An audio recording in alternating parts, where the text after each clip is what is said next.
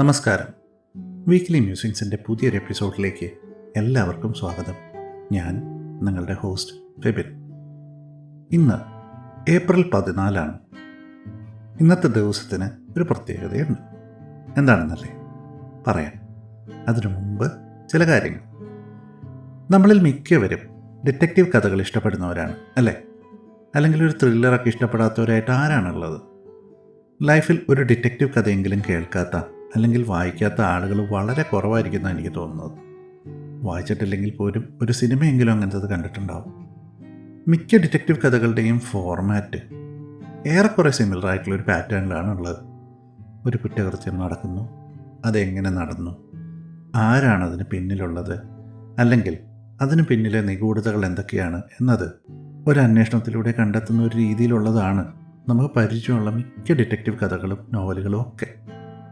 അതിപ്പോൾ Arthur Konan ഡോയലിൻ്റെ Sherlock ഹോംസും Agatha ക്രിസ്റ്റിയുടെ ഹെർക്കുൽ പോയിറോയും തൊട്ട് നമ്മുടെ സ്വന്തം കോട്ടയം പുഷ്പനാഥിൻ്റെ ഡിറ്റക്റ്റീവ് മാർക്സിനും പുഷ്പരാജും വരെയുള്ള കുറ്റാന്വേഷകരായ കഥാപാത്രങ്ങൾ ഈ വഴിയാണ് നടന്നത്. എന്നാൽ ഇന്ന് കാണുന്ന ഈ ഫോർമാറ്റിൽ ആദ്യമായിട്ടൊരു കഥ എഴുതിയത് ആരാണ്? എങ്ങനെയാണ് ഇന്നത്തെ രീതിയിലേക്ക് ഈ ഡിറ്റക്റ്റീവ് കഥകൾ രൂപം കൊണ്ടത് എന്നെങ്കിലും അതിനെക്കുറിച്ച് ആലോചിച്ചിട്ടുണ്ടോ? നമുക്ക് ഇന്ന് പരിചയമുള്ള ഈ ഒരു ഫോർമാറ്റിൽ ആദ്യമായിട്ടൊരു ഡിറ്റക്റ്റീവ് കഥ എഴുതിയത് എഡ്ഗർ അലൻ പോ എന്ന അമേരിക്കൻ എഴുത്തുകാരനാണ്. 1841 അദ്ദേഹം എഴുതിയ ദ മേർഡേഴ്സ് ഇൻ ദ റൂ മോർഗ് എന്ന ഷോർട്ട് സ്റ്റോറി ആദ്യമായി ഗ്രഹാംസ് മാഗസിനിൽ പ്രസിദ്ധീകരിച്ചത് 1841 ഏപ്രിൽ 14 അതെ, ആ കഥ ഇറങ്ങിയിട്ട് ഇന്ന് 181 വർഷം തികയുകയാണ്. പിൽക്കാലത്ത് ഈ കഥ പലതവണ സിനിമയായി അഡാപ്റ്റ് ചെയ്യപ്പെട്ടിട്ടുണ്ട്. ഈ കഥ എഴുതിയ പോ ഒരു കവിയും എഡിറ്ററും സാഹിത്യ വിമർശകനും ഒക്കെ ആയിരുന്നു.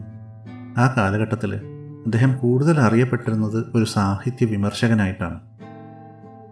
ആ കാലത്ത് എഴുത്തുകൊണ്ട് ഉപജീവനം നയിച്ച വളരെ ചുരുക്കം ചില എഴുത്തുകാരിൽ ഒരാളായിരുന്നു പോ ഈ കഥ എഴുതുന്നത് ഇൻഡസ്ട്രിയൽ റവല്യൂഷൻ്റെയൊക്കെ ഒരു കാലഘട്ടത്തിലാണ്.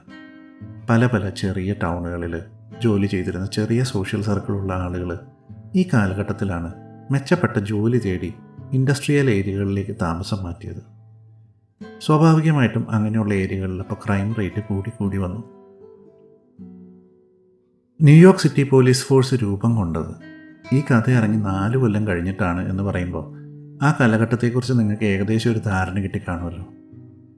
ഈ കഥയിൽ ഒരു പ്രൈവറ്റ് ഡിറ്റക്റ്റീവിനെ വായനക്കാരുടെ മുന്നിലേക്ക് അവതരിപ്പിക്കുന്നു. മോൺഷ്യ സി അഗസ്റ്റേ ഡൂപ്പിൻ. ഡിറ്റക്റ്റീവ് എന്നൊരു കോൺസെപ്റ്റ് തന്നെ ആ കാലത്തൊരു പുതുമയായിരുന്നു.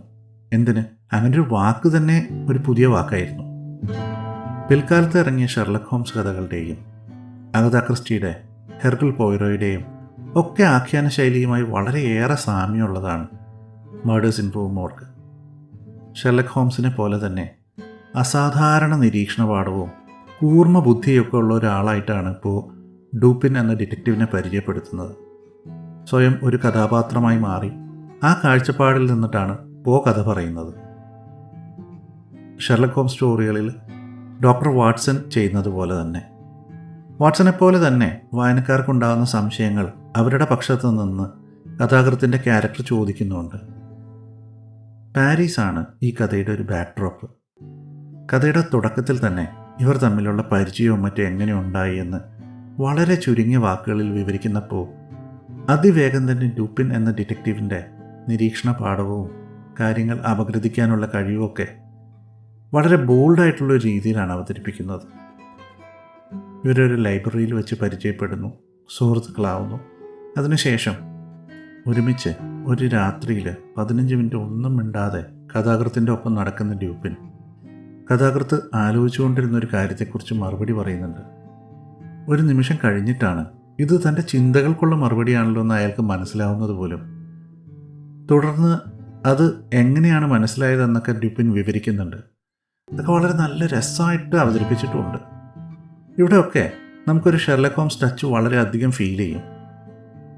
അതുപോലെ തന്നെ അവസാനം കുറ്റവാളി ആരാണെന്ന് കണ്ടുപിടിച്ച് അത് വെളിപ്പെടുത്തിയ ശേഷം അതെങ്ങനെ കണ്ടുപിടിച്ചു എന്ന് വിവരിക്കുന്നതും മറ്റുള്ള ആ പിൽക്കാലത്ത് ഡിറ്റക്റ്റീവ് കഥകളിൽ നമ്മൾ കണ്ട ഒരു ഫോർമാറ്റ് അതും ഈ കഥയിൽ വളരെ മനോഹരമായിട്ട് അവതരിപ്പിച്ചിട്ടുണ്ട്. അതിനുശേഷം പോ തന്നെ 1842 the mystery of Mari riot എന്നൊരു കഥയും അതിനുശേഷം ദ പെർലോയിൻഡ് ലെറ്റർ എന്നൊരു കഥയും എഴുതിയിട്ടുണ്ട്. ഈ 3 കഥകളിലെയും നായകൻ ഡൂപ്പിൻ തന്നെയായിരുന്നു. ഈ ചുവട് പിടിച്ച് പിന്നെ ഒരുപാട് കഥകൾ പുറത്തിറങ്ങി. വില്യം റസലിൻ്റെ പോലീസ് മെമ്മേഴ്സൊക്കെ ഇതിന് ഉദാഹരണങ്ങളാണ്. അതുപോലെ തന്നെ ചാൾസ് ഡിക്കൻസിൻ്റെ നോവൽ ബ്ലേക്ക് ഹൗസൊക്കെ.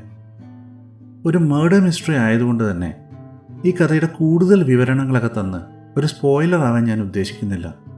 നിങ്ങൾ പുസ്തകങ്ങൾ ഇഷ്ടപ്പെടുന്ന ഒരാളാണെങ്കിൽ, പ്രത്യേകിച്ച് ത്രില്ലറുകൾ അല്ലെങ്കിൽ ഡിറ്റക്റ്റീവ് കഥകൾ പോലെയുള്ളൊരു ജോണറിലുള്ള കഥകളൊക്കെ ഇഷ്ടമുള്ള ഒരാളാണെങ്കിൽ നിങ്ങൾക്ക് തീർച്ചയായിട്ടും ഈ കഥ ഇഷ്ടപ്പെടും. എല്ലാം കൊണ്ടും ലക്ഷണമൊത്ത ഒരു ഡിറ്റക്റ്റീവ് സ്റ്റോറിയാണിത്. വളരെ മികച്ചൊരു വായനാനുഭവം തരുന്നൊരു കഥ. ഈ കഥ വായിക്കണമെന്നുണ്ടെങ്കിൽ കഥയുടെ PDF അവൈലബിൾ ആണ്.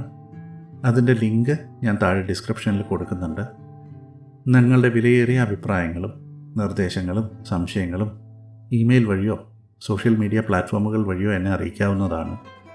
നിങ്ങൾക്ക് ഈ പോഡ്കാസ്റ്റ് ഇഷ്ടപ്പെട്ടെങ്കിൽ നിങ്ങൾ ഏത് പ്ലാറ്റ്ഫോമിലാണോ ഇത് കേൾക്കുന്നത് അവിടെ വീക്ക്ലി മ്യൂസിങ്സ് ഫോളോ ചെയ്താൽ പുതിയ എപ്പിസോഡുകൾ വരുമ്പോൾ നിങ്ങൾക്കത് നോട്ടിഫിക്കേഷനായി ലഭിക്കുന്നതാണ്. എല്ലാവരും ഈ കഥ വായിക്കുമെന്ന് വിശ്വസിക്കുന്നു. അടുത്ത ആഴ്ച പുതിയൊരു എപ്പിസോഡുമായി കേട്ടുമുട്ടാം. അതുവരെ വിടാം. എല്ലാവർക്കും നല്ലൊരു ദിവസം ആശംസിക്കുന്നു. Take care.